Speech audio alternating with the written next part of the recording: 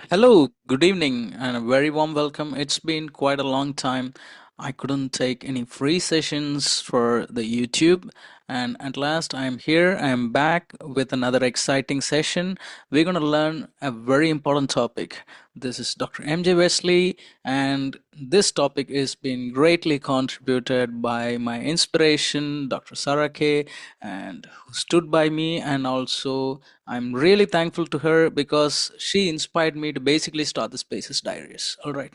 She's a friend, a guide, and someone I can lean on at any time for anything. And also, I thank Dr. SRILAKSHMI Prabhu, who was with me during these tough times and helped me get through this and with this preparation and stuff.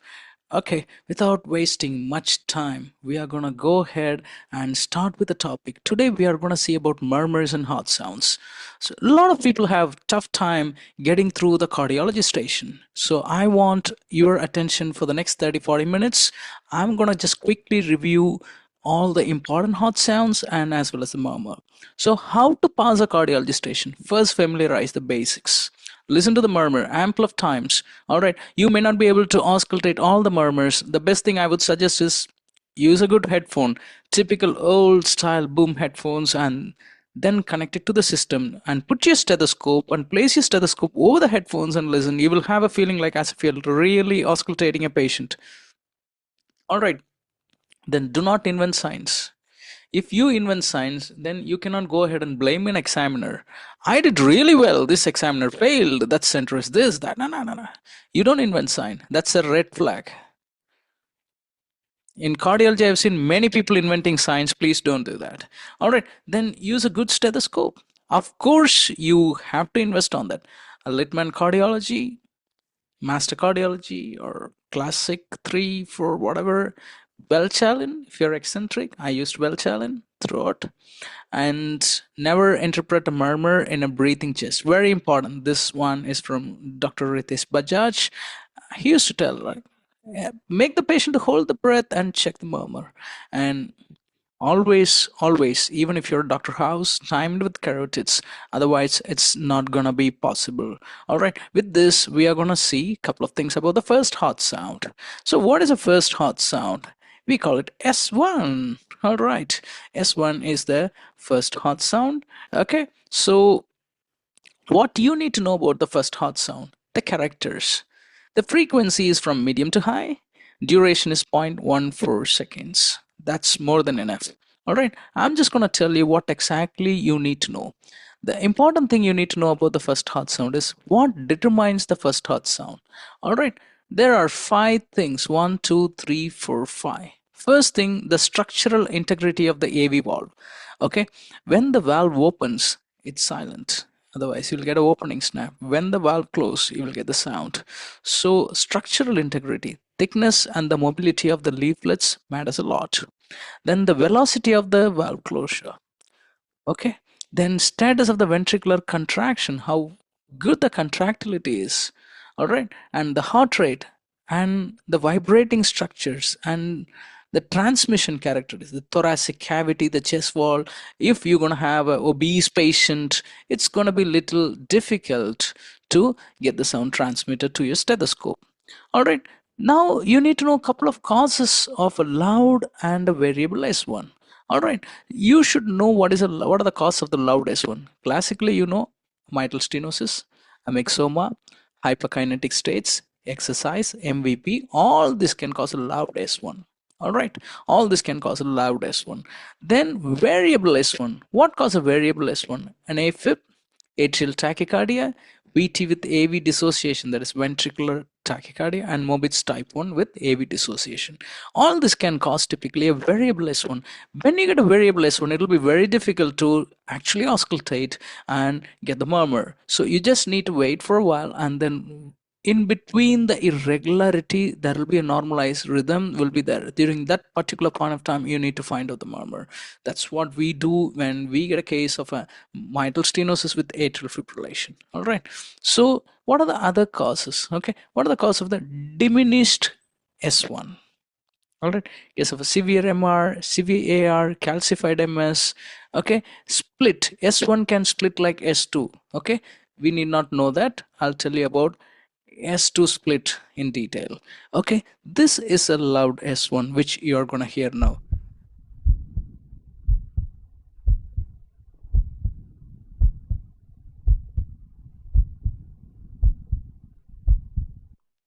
I hope all of you heard. This is a loud S1, right? With that, this is a variable S1. Like we saw, the variable S1 is what you get in case of atrial fibrillation. If you find a case of mitral stenosis in atrial fibrillation, please don't tell loud S1. The S1 can never be loud. It will be rather variable. See here.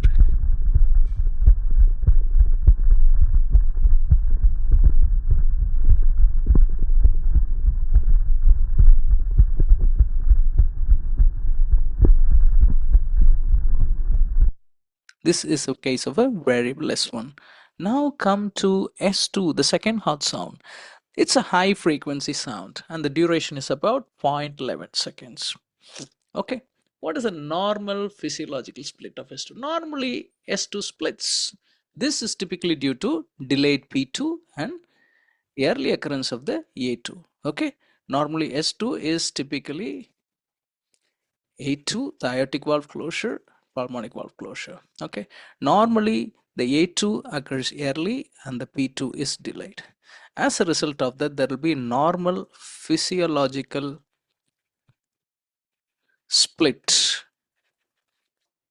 All right, so what are the causes of the abnormal splitting of the S2? Then we are going to hear how the abnormal split actually looks like. All right, an ASD can cause a wide fixed split. Again, wide fixed split can be due to VSD, severe MR, premature ventricular complexes, complete right bundle branch block, and so many other causes. Then you should know what are the causes of the reverse split. All right, can be due to RV ectopics, RV pacing, complete left bundle branch block, hypertensive heart disease, ischemic heart disease, WPW type B. All these things can cause a reverse splitting of the S2. All right, this is what a normal physiological splitting of the S2 is. Hear this.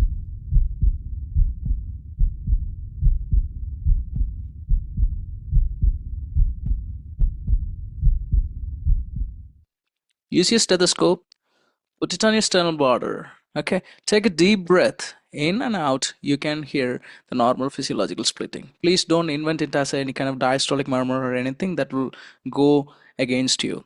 Then this is a wide splitting of the S2. This you can see in case of an atrial septal defect. I want all of you to listen here.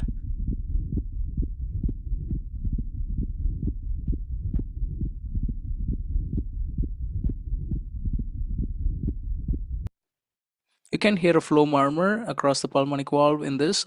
I'm not sure how many of you can appreciate this is a wide splitting of the S2 in ASD.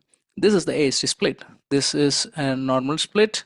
This is on expiration A2P2. This is on inspiration A2P2 in ASD. All right, there is a split. All right, variable intensity of A2 and P2. Okay, what are the causes? Okay, what are a couple of causes for a loud A2? A loud A2 can be due to systemic hypertension, dilatation of the ascending aorta. Typically, you can see in ankylosing spondylitis and as well as syphilis, any hyperkinetic states. Remember that. A diminished A2, aortic sclerosis, aortic stenosis, and valvular aortic regurgitation. Loud P2, you know, any cause of pulmonary hypertension, whatsoever it is, just remember it can cause loud P2. That's more than enough, okay? A thin chest wall will have a loud P2 rather than a thick chest wall, okay? So now comes to some of the dry topics before we go into the murmur proper. These are your third hot sounds. What is a third hot sound? What is S3? I'm going to make it very simple for you so that you will understand what is S3 and get on about that. Okay, it occurs about 120 to 200 ms after A2. It's normally heard in children, adolescents, and young adults. Okay, let's leave this number. It's rare in adults after 40 years of age. Okay, typically it coincides with the rapid filling wave of the apex cardiogram. All right, just ignore this number. Okay, and wide descent of the atrial pressure testing tracing. So where you can hear it the best, it's best heard when you place the bell of the stethoscope at the apex in left lateral position. This is the position to hear S3. So kindly don't randomly auscultate in random places until you are hearing an S3. This is the best position. Okay, typically it should be differentiated between a pathological S3. S3 can be physiological and pathological. Okay, I'll tell you what are the things. Okay, so clinical recognition, S3 may be also palpable. Okay, this S3 can be further divided into left ventricular S3 and right ventricular S3. LV-S3 is best heard in the LV impulse, that is apex, point of the maximum impulse in the left lateral position during expiration, where the RVS3 is best heard at the lower left sternal edge. I'm sorry.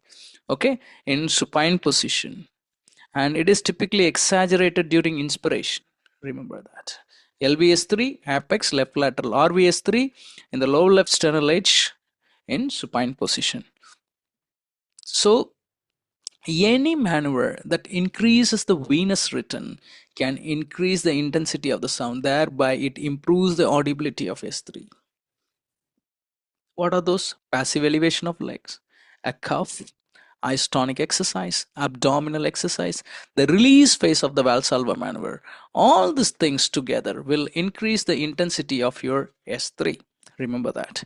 Okay. Causes of S3 are physiologically it can happen in children, young adults, pregnancy, pathologically in heart failure, MR, your TR, VSD, PDA, and total anomalous pulmonary venous circulation as well. Okay. This is an S3 gallop. All of you listen.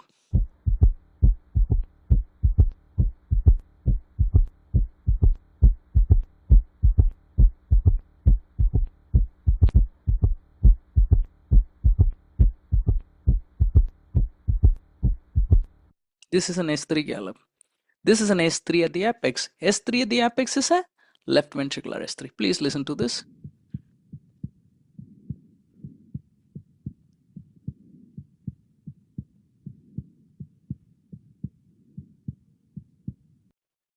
Okay, now we come to the fourth heart sound. So what do you need to know about the fourth heart sound? S4 follows the P wave of ECG first thing. It indicates a hard working ventricle, that's what they call. All right, hard working ventricle. It may occur in elderly subject because as the patients age, as the people age, as we age, the LV compliance will decrease. The presence of S4 or S3 results in a triple rhythm called gallop. What do you call is it a gallop? Some harsh ride is called what do you call as a gallop. All right, it produces a gallop. If S4 and S3 together, it will produce a quadruple rhythm. All right, quadruple rhythm. During tachycardia induced by mild exercise or forced coughing or long PR intervals, S3 may summate or fuse with S4, producing a loud single sound called summation gallop. S3 and S4 will become one single sound. It's called as a summation gallop. Just remember these points more than enough. So how to auscultate for an S4? So LVS4 again best heard at the apex with the bell of the stethoscope in left lateral during expiration. All right, left lateral during expiration. Just remember this one point, that's more than enough. All right, RVS4 same like RVS3. Lower left sternal border during inspiration. Lower left sternal border during inspiration.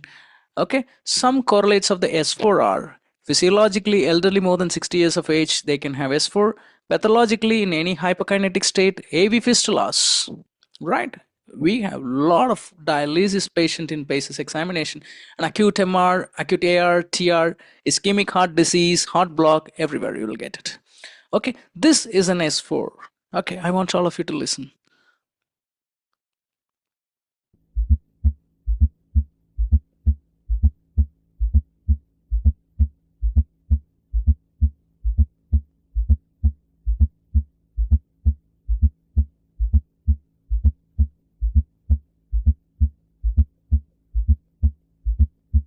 I hope all of you got it.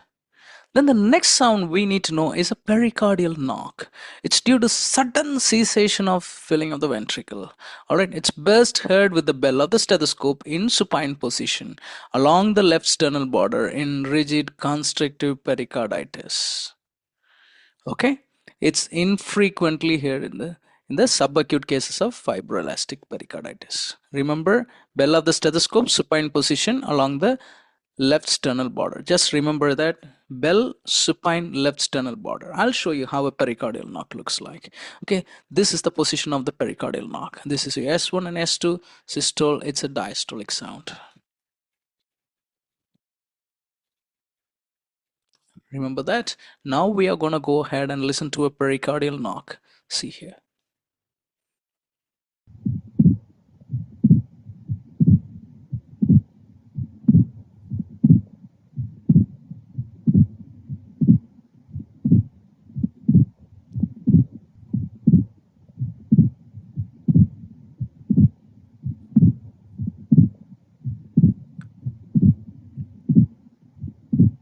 This is a pericardial knock. I hope all of you got it, okay?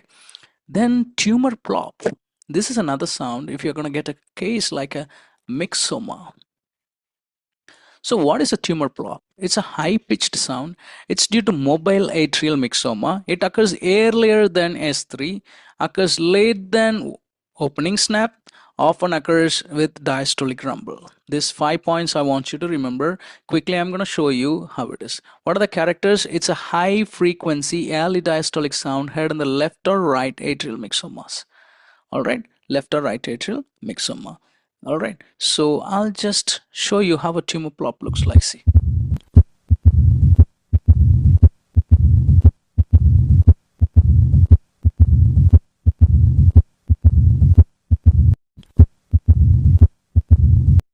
This is a tumor plop. Next, coming to the murmurs. Okay, another 10-15 minutes. Pay careful attention. This is where the money is when it comes to cardiology. Doesn't matter you're preparing for MRCP UK, Ireland, general internal medicine, your MD, DNB, US residency, Spanish residency, doesn't matter. Murmurs are murmurs. The mechanism is the same. You just need to identify and you should give a valuable and a rational differential diagnosis. Okay. So what is the mechanism of protection of murmur? How a murmur is being produced? Okay, it's typically due to turbulence. This is due to high flow velocity, small orifice diameter, low kinetic viscosity. All these things will produce turbulence. Okay, this can be due to a jet impact, a cavitation, a vortex. When the blood flow is there, it causes eddy currents. All right, and vortex. This will cause turbulent flow. Okay, all this together causes a murmur. Okay, you don't need to know complex pathophysiology here because it's going to be a clinical examination. So what exactly you need to look for a murmur? Timing of the murmur. Okay, it doesn't matter whatever expert you are in the exam setting. I would suggest you to keep your hand on carotids. Time it, whether is it with S1 or with S2. All right, the one that is corresponding to the carotid is S1. All right, so is it a systolic sound or diastolic? Then location, check where the maximum intensity is. You may hear a murmur everywhere, but where it is heard the best. Then see the duration or length of the murmur. See the intensity and the loudness of the murmur. See the frequency and pitch of the murmur. Leave the shape. See the transmission of the murmur, where it's going to the axilla, carotids, to the back. Then comes dynamic auscultation, which I will take separately in a separate lecture.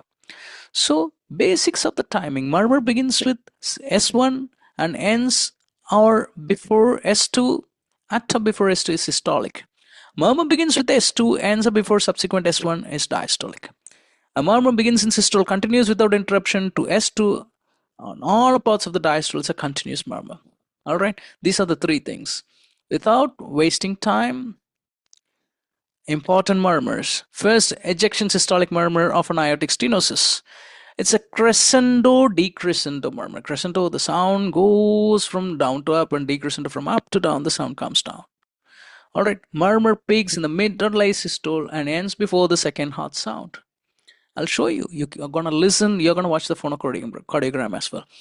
And an increased length of the murmur with late systolic peaking is a marker of severe aortic stenosis. Ask the patient to take a deep breath in and out and hold. That's what we suggest. Don't auscultate in a breathing chest. Check for conduction to carotids. Make sure to rule out pulmonic stenosis, especially in case of a cough. You can hear a pulmonic stenosis murmur, which will increase when the breath is held in inspiration, not an expiration. All right. Okay. Here we go. This is how the murmur. This is a first heart sound, second heart sound. Then this is a diastole. This is a systolic phase. The murmur will be like this. crescendo, decrescendo murmur. Okay, crescendo, decrescendo murmur, ejection systolic murmur. That is the murmur of your aortic stenosis. All right, let's listen to this.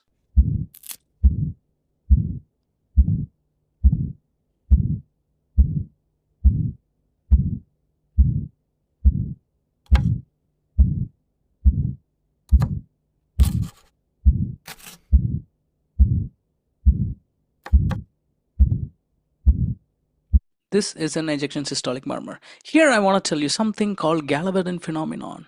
Sometimes, in case of a calcified aorta, I mean like calcified ascending aorta, this ejection systolic murmur may usually heard in, instead of in the aortic area, it can heard in the apex, that is a mitral area. So people may falsely call it as a mitral regurgitation when it is not. So remember how to differentiate it. It's the quality of the murmur.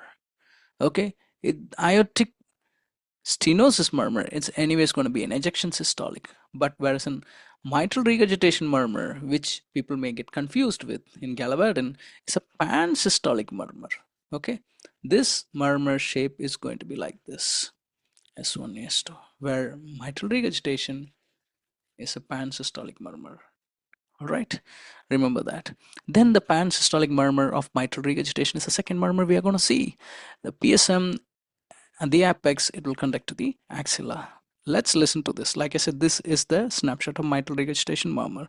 Let's listen to the murmur now.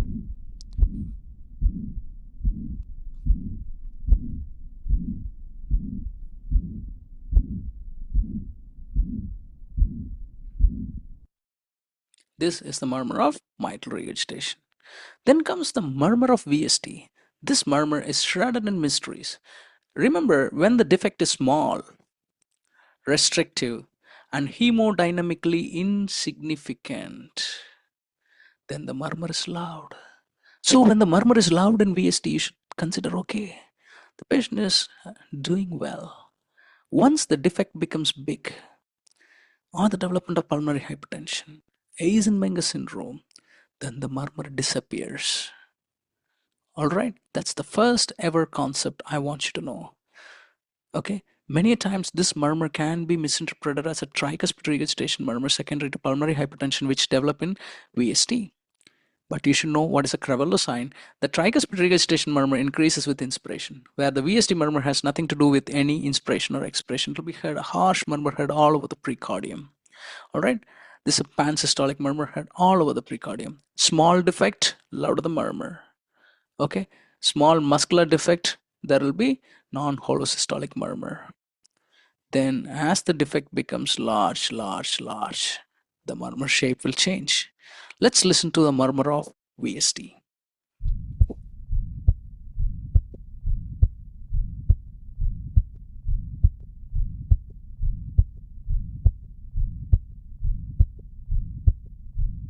This is a murmur of VST. Okay, again, now coming to the tricuspid regurgitation, the murmur of tricuspid regurgitation, again a pansystolic murmur. But this murmur's intensity will increase with inspiration. Let's listen to this.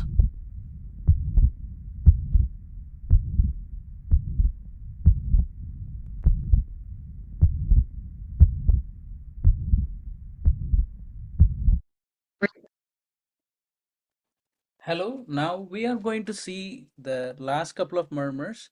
The murmurs I want all of you to have a careful notice is the murmur of a mitral valve prolapse. This is a very important murmur everyone should know, because this murmur is not common in patient's examination, but it can come. So if it comes, I don't want any one of you to just wobble and wobble around. So it's a mid systolic click is the one thing that you will clear cut here.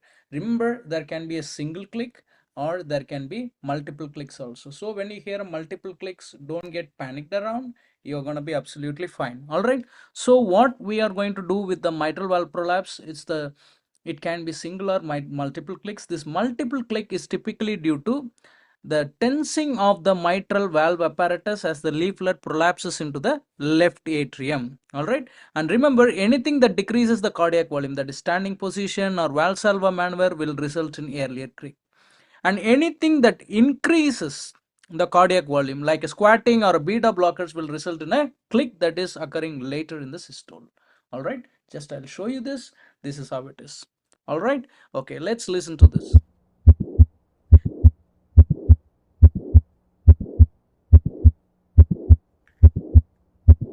All right, here the click is accompanied by a late systolic murmur. Okay, now mitral stenosis murmur, the good old murmur, nearly disappeared. Like this is something we heard during our undergraduate times, where there was a, you know, an epidemic of rheumatic heart disease, but now it's gone almost. Now in majority of the mitral stenosis, all you will hear is a loud S1. All right, bell, left lateral, breath held on expiration, you will hear this murmur. I'm not going to go in detail about that. Don't worry about the pre-systolic accentuation, opening snap, and listening to S2 voice interval. It's virtually not that easy to do that. Just remember, it's a mid-diastolic murmur. All right, this is a murmur of mitral stenosis.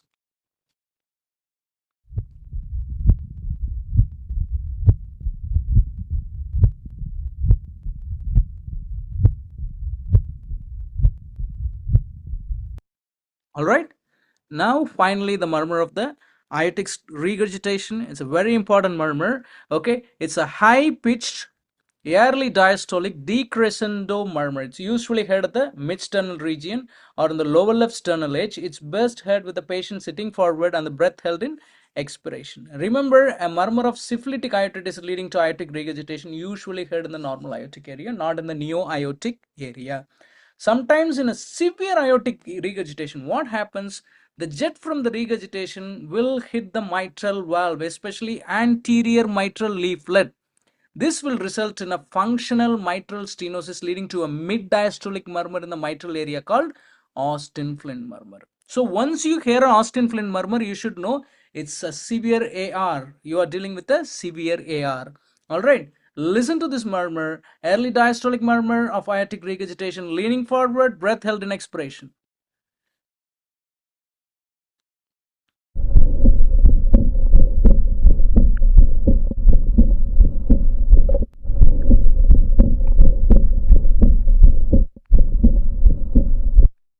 All right, I hope that helps.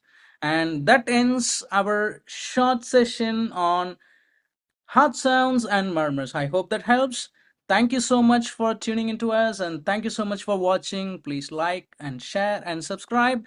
This is Dr. MJ Wesley from Paces Diaries, and a special thanks to all of you from me, Sarah, and Dr. SRILAKSHMI. Thank you so much. We will see you again with another exciting content. See you all. Bye bye. Good night.